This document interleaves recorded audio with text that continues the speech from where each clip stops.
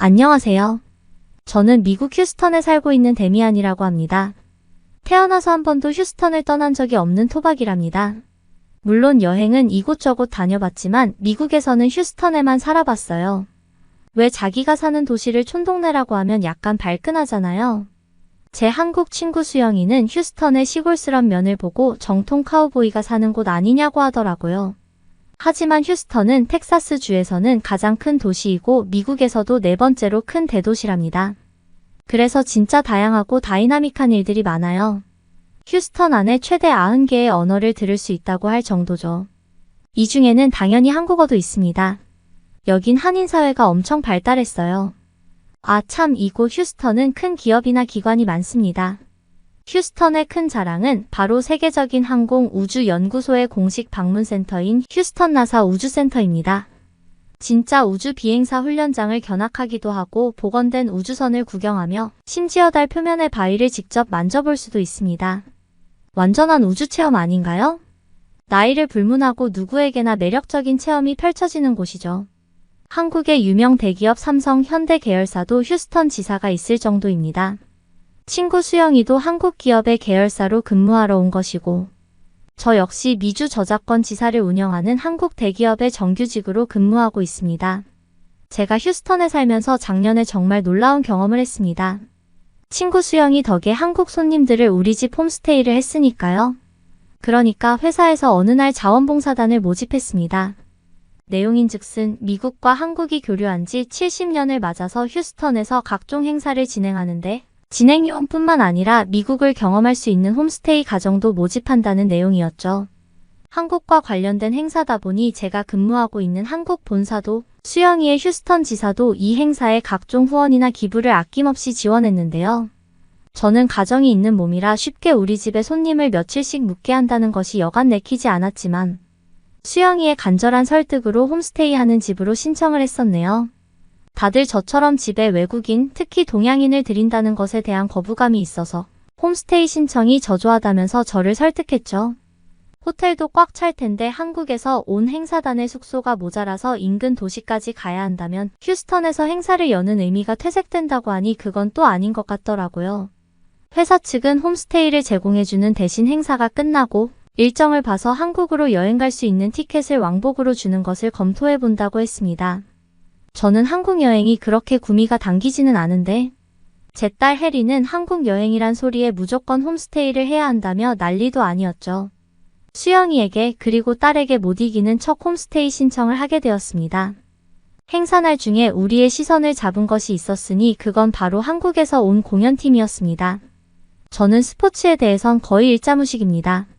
그나마 휴스턴에 로켓츠 농구팀, 애스트로스 야구팀, 텍슨스 축구팀이 있기 때문에 농구, 야구, 축구 정도는 알고 있죠. 아, 이게 스포츠인 줄을 모르겠지만 휴스턴만의 스포츠가 있죠? 그건 바로 세계에서 가장 큰 로데오 쇼가 있답니다. 왜 소랑 사람이랑 밀당하는 그것 말입니다. 한국에서 온 공연팀은 스포츠 종목으로 동양의 무술을 보여준다고 했습니다. 제가 스포츠는 몰라도 무술 영화는 좀 알거든요. 아주 어렸을 적 친오빠와 함께 화려한 무술의 각종 기술들을 몰입해서 보던 시절이 있었습니다. 무술에 심취했던 오빠는 그렇게도 오래된 영화들을 어디서 잘도 구해오더니 한 2년 정도 완벽하게 마스터했죠. 그 시절 무술은 저에게 마술을 능가하는 것이었고 선망의 대상 같았습니다. 호랑이도 주눅들게 할 것 같은 눈빛, 일당백도 감당할 것 같은 몸놀림, 동양의 강한 이미지를 서양에 처음으로 심었던 브루스리 이소룡의 무술은 정말 최고였습니다. 그리고 실제로도 무술 고수로 알려진 이영걸이 주인공을 맡아 현실감을 더했던 영화 소림사도 있었죠. 이후 미국에서 만든 애니메이션 쿵푸 팬더도 중국풍 배경과 무술을 잘 보여줬죠. 그래서 저를 비롯한 서양인들에게는 중국 무술에 대한 신비감과 판타지가 있답니다. 이런 무술사랑 배경 덕에 저는 중국을 조금 선망하고 있었다고 해야 할까요? 그래서 중국 소식을 일부러 찾아서 듣기도 했고 큰 마음 먹고 중국 여행도 한번 다녀온 적이 있었지만 그 이야기는 안 하는 것이 좋을 것 같습니다. 기대가 너무 컸던 것인지 문화의 차이였던 것인지 큰 실망을 하고 왔거든요. 제가 공연 얘기하다가 중국 여행까지 수다가 너무 길었네요. 한국 무술팀 공연을 보기 위해 관중석에 앉았는데요. 본 공연 시작 전에 댄스팀의 댄스 행사와 초대 가수의 노래가 먼저 있었어요. 한껏 분위기가 올라 있는데 갑자기 장엄한 음악이 흘러나오기 시작했죠. 우리 딸 또래 정도로 보이는 초등학생들이 무대에 오르고 곧 이어 중학생 정도로 보이는 아이들도 올라왔죠. 그리고 하얗고 파란색의 도복을 입고 엄청난 퍼포먼스를 보이기 시작했습니다. 제가 앞서 말씀드렸다시피 스포츠에 대해서 일자무식인데다 심지어 한국 거라서 저게 도대체 뭔가 했는데 곧 이어 전광판에 태권도라는 글자가 크게 떴고 그제서야 이게 말로만 듣던 태권도라는 것을 알게 되었습니다. 올림픽이 열릴 때 채널을 돌리다 보면 종종 태권도 경기를 지나쳐 보긴 했습니다. 도복 위에 장비를 착용하고 헬멧을 써서 겨루기를 하는 정도로만 알고 있었어요. 하지만 그날 본 공연은 올림픽 때 보던 태권도와 완전히 달랐습니다. 이 아이들은 음악과 함께 절도 있는 동작부터 하늘을 붕붕 날아다니며 발차기도 하고 시작부터 범상치가 않았어요. 공중에서 360도 회전해서 발차기를 하는 건 그냥 기본이고 자신보다 훨씬 높은 곳까지 붕 날라 몸을 회전시키지 않나 무슨 올림픽 체조를 꼭 보는 것처럼 성인 어른들도 감히 엄두가 나지 않을 그런 무술들을 하더라고요. 미국 체조 선수들도 저게 가능할까 싶을 정도의 퍼포먼스였죠. 도대체 저 어린 아이들이 저런 걸 하기까지 얼마나 혹독하게 배워야 했을까 이런 생각까지 들더라고요. 몸이 마치 고무줄 같아서 사람의 뼈가 저렇게까지 말릴 수 있을까 싶었다니까요. 제가 왜 이런 생각을 했냐면 얼마 전 유튜브에서 중국의 동물원 실상을 파헤치는 동영상을 본 적이 있거든요. 그곳에서 사육사들은 동물들을 대상으로 엄청난 고문을 하면서 묘기를 시키는 걸 봤었는데요. 동물들이 번쩍 일어나 사람들 앞에서 묘기를 해야 할 때 동물들이 그런 행동을 하지 않으면 뒤에서 몰래 날카로운 칼로 등을 찌르는 걸 보기도 했었어요. 날카로운 갈고리를 좌우로 동물의 몸에 깊숙이 찔러 넣어놓고 그곳을 건드려 동물들이 아픈 부위로 몸을 틀게끔 하는 장면들까지. 그런데 중국 사람들은 그게 그렇게 재밌고 즐거운지 연신 박수를 치고 환호하더군요. 그걸 보면서 정말 중국에 대해 엄청 실망을 했었는데 오늘 이렇게 어린 한국의 아이들이 도저히 믿기 힘들 정도의 엄청난 무술을 하는 걸 보면서 그때 봤던 중국의 동영상이 머릿속에 오버랩되면서 오만 가지 생각이 다 들더라고요. 그것뿐만 아니잖아요? 지금은 거의 없어지긴 했지만 서커스 공연도 보면 어린 소년 소녀가 성장이 지연될 정도까지의 강도 높은 훈련을 해서 서커스 공연에 내보내지고 관중은 환호하고 더 큰 관심을 유발하기 위해 잔혹할 정도의 훈련이 지속되었던 것이 언론에 드러났었잖아요. 한국의 화려한 태권도 공연을 보았지만 이런저런 생각에 마음 한켠이 무거웠습니다.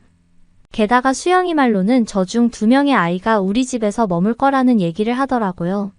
한국 아이들의 태권도 시범이 끝났을 때 저는 수영이를 따라 한국 아이들이 집합하는 곳으로 같이 따라갔어요. 적어도 우리 집에 홈스테이 할 친구들에겐 먼저 인사를 건네야 할 것 같단 생각이 들어서요. 아이들을 뒤따라 나가면서 조금 이상했던 게 한국 아이들의 표정이었어요. 아이들 하나하나 한결같이 얼굴이 미소가 떠나질 않아 했었고 먼 발치의 감독으로 보이는 30대 한국 남성이 보이자 아이들은 감독님이라고 외치며 달려가 안기더라고요. 수영이는 한국 감독에게 다가가 아이들의 공연을 잘 봤다고 인사하고는 대체 어떻게 가르치기에 아이들이 이렇게 엄청난 무술들을 할 수 있었던 것인지 물어봤었습니다. 그러자 한국인 감독은 다소 당황해하는 표정을 짓더니 유창한 영어를 하면서 이렇게 이야기했었죠. 저는 아이들에게 특별히 가르치는 무술이 없어요. 다만 아이들에게 무술보다 더 중요한 건 인성과 태도 그리고 예절을 가장 중시하면서 가르쳐요. 이렇게 이야기하는 게 아니겠어요? 무술을 안 가르치는데 어떻게 아이들이 저렇게 하늘을 붕붕 날아다닐 수 있다는 거지 싶었을 무렵 저와 한국인 감독의 대화를 옆에서 듣고 있던 한국 아이들이 하나같이 유창하게 영어를 구사하면서 자신들은 기본기만 배우고 우리 스스로가 직접 연습하면서 연마하는 거라고 웃으면서 이야기하더라고요.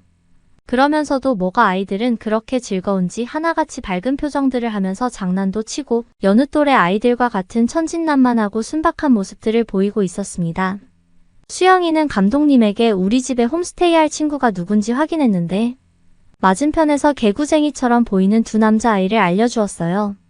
그때 제 딸 혜리가 그 한국인 남자아이 쪽으로 뛰어갔다가 슬쩍 보고는 쭈뼛거리고 있었죠. 그랬더니 한국인 남자아이가 저희 딸에게 다가가 유창한 영어로 말을 걸었고 어느새 제 아이와 한국인 아이는 금세 친해져서는 복도를 누비며 장난치고 놀더라고요.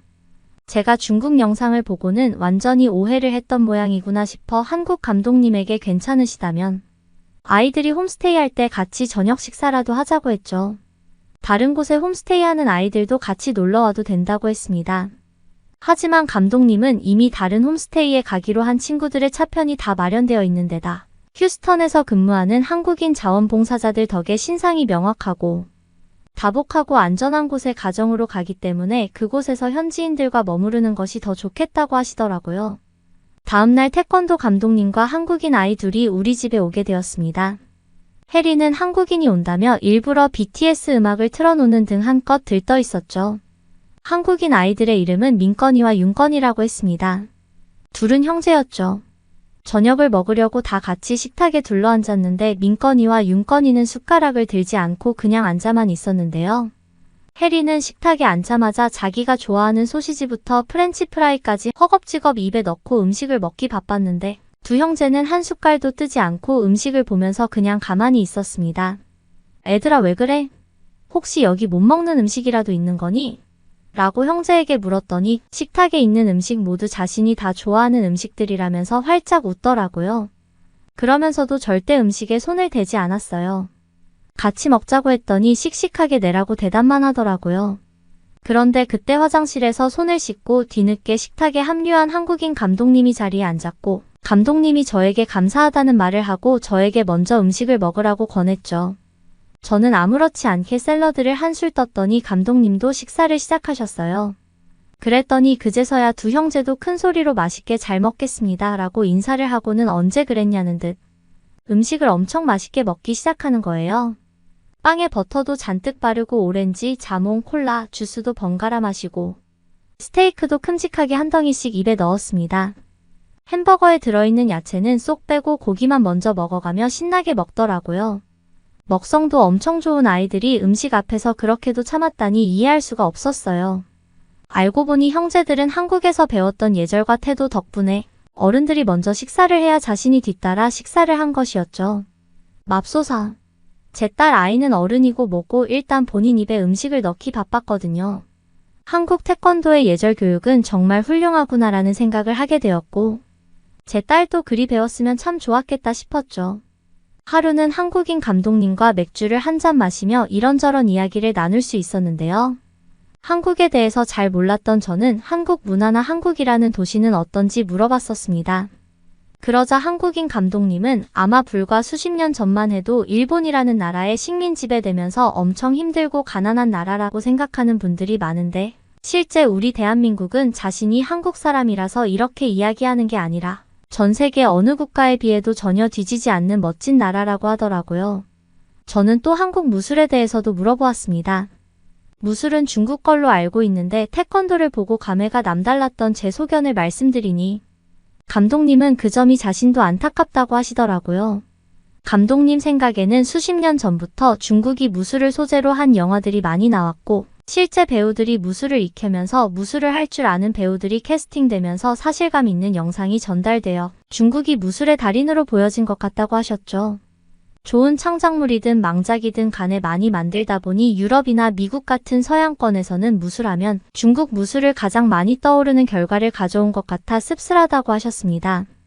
그에 비해 물론 존재감이 약하지만 그래도 태권도는 올림픽 정식 종목으로 지정되었고 지금은 자신이 속한 국기원 같은 곳에서 전 세계로 한국의 무술을 홍보하고 있고 창작물도 많이 만들어지고 있으니 그나마 다행이라고 하시더라고요. 하긴 저 같은 스포츠 일자무식도 이제 태권도를 알게 되었으니 많이 홍보된 것은 맞는 듯 합니다.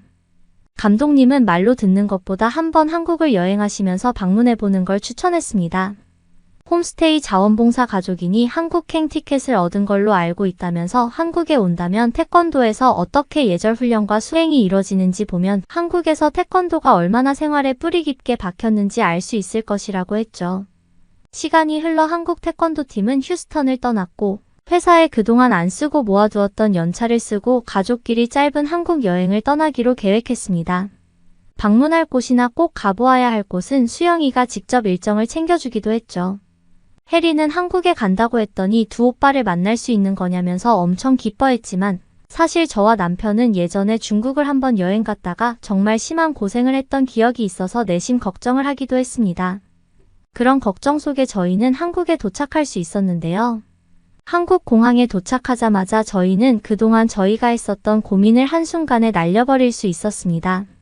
도착한 공항은 제가 사는 조지부시 인터넨탈 공항보다 훨씬 더 쾌적했던 건 물론이고 모든 곳들이 최첨단화된 시스템들로 구현되고 있었어요. 특히 입국 심사는 한국 공항에선 여권에 있는 QR코드를 기계에 대기만 하는 걸로 단 몇 분 만에 통과되었어요. 해외 출장이 잦은 남편은 한국의 입국 시스템을 보고 진짜 빠르다며 연신 칭찬을 아끼지 않았죠. 저와 해리는 한국의 이런 공항 시스템과 웅장함에 압도되는 것 같았어요. 지난날 한국인 감독이 저에게 했었던 이야기가 정말 단번에 이해가 되는 순간이었습니다. 우리 가족은 한국의 수도인 서울로 가야 했습니다. 한국을 처음 와본 터여서 어떻게 가야 할지 몰라 공항에 있는 인포메이션 직원분께 도움을 요청했더니 굉장히 상냥한 미소를 지으시며 친절하게 가는 방법을 알려주셨는데요. 그런 공항 직원분의 말을 듣자마자 저와 남편은 이게 정말 진짜인가 싶어 하면서 충격을 받았습니다. 왜냐하면 공항에 서울로 바로 갈 수 있는 지하철이 있다는 사실 때문이었죠. 정말 대중교통의 성지 같다고 할까요? 게다가 한국의 지하철은 미국보다 10년 이상은 앞서 있나 싶을 정도로 선진화되어 있었습니다. 지하철 타면서 한 번도 불안하거나 겁이 난다는 생각이 들지 않을 정도였으니까요. 지하철을 타는 사람들의 안전을 위해 스크린도어가 설치된 공항 지하철은 다음 열차가 도착하는 시간과 방향, 음성 안내 멘트까지도 다양한 국가들의 언어로 흘러나오고 있었고 지하철을 타기 위해 기다리는 한국 사람들이 대기하며 줄을 서는 모습까지 정말 눈으로 보면서도 믿기지 않았을 정도였지요. 마침 감독님의 연락이 왔습니다. 감독님과 두 형제와 태권도를 배우는 모든 친구들이 기다리고 있을 거니까 빨리 오라며 너무 보고 싶다고요. 이후 감독님과 민건이, 윤건이를 만났고 이번엔 감독님 집에서 우리 가족이 홈스테이를 하며 하루를 보냈습니다. 학교를 마친 한국의 초등학생들은 거의 대부분 태권도 학원으로 갔습니다. 알아서 도복을 챙겨 입고 자기가 서야 할 위치에 서서 수업을 준비하더라고요. 처음엔 태권도를 배우는 이유를 외치는데 마치 국가 행사가 있을 때마다 나라에 대해 경례하는 것처럼 아이들은 이 의식을 매일 하고 있었어요. 단순히 시간을 때우는 배움이 아니고 몸과 마음을 반듯하게 할 수밖에 없는 시스템이었습니다. 태권도 수업은 현대에 맞게 다양하게 변형되었다고 합니다. 정통 수업은 주 4일 정도 하고 금요일에는 아이들이 좋아하는 체육 수업을 한다고 합니다. 음악줄 넘기나 미니축구, 피구 등을 하면서 더 즐겁게 체육 생활을 한다고 했어요. 제가 우려했던 모진 훈련이나 보이지 않는 압박 같은 건 절대 상상할 수 없었답니다. 이렇게 즐겁게 하고도 몇몇은 태권도를 계속하기 위해 진학을 하고 일부 아이들은 생활체육으로 이어나가기도 한데요. 진학한 친구들은 품새뿐만 아니라 겨루기 태권도를 배우는가 하면 국기원에서 했던 공연을 위한 동작도 따로 수업을 듣는다고 했습니다. 한국 아이들은 태권도가 생활화되어 있고 실제로 두 형제가 제게 보여주었던 예절 바른 행동이 한국의 기본적인 문화였다는 사실을 알고 대단한 나라라는 생각을 다시 하게 되었죠. 심지어 한국인 아이들은 하나같이 얼굴에 그늘이 없었고 밝은 미소와 함께 자신감까지 장착하고 있었죠. 뭐랄까? 밝고 바람직한 환경에서 큰 아이들이 가지는 명랑한 모습이라고 할까요? 저의 아이도 태권도를 배우는 아이들 틈에 껴서는 열심히 태권도 동작을 따라하기 시작했는데요. 재밌고 즐거웠는지 한국인 아이들과 잘 어울리며 태권도 연습을 했었습니다. 한국에 대해서 전혀 잘 알지 못했던 제가 우연히 휴스턴 국기원 공연을 통해 만나게 된 태권도 팀 덕분에 정말 잊지 못할 즐거운 추억들을 쌓을 수 있었어요. 무엇보다 한국이라는 나라에 대해서 알 수 있게 되고 언제든 해외여행을 하고 싶으면 찾을 수 있는 안전하고 멋진 나라를 경험할 수 있게 되어서 정말 행운이라는 생각을 합니다. 긴 이야기를 끝까지 들어주셔서 감사합니다. 오늘 사연 어떠셨나요?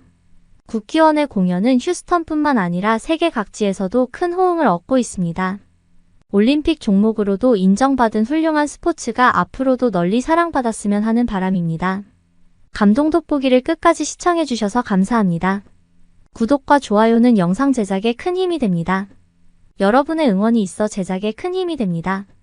내일 더 감동적인 사연으로 다시 찾아뵐게요.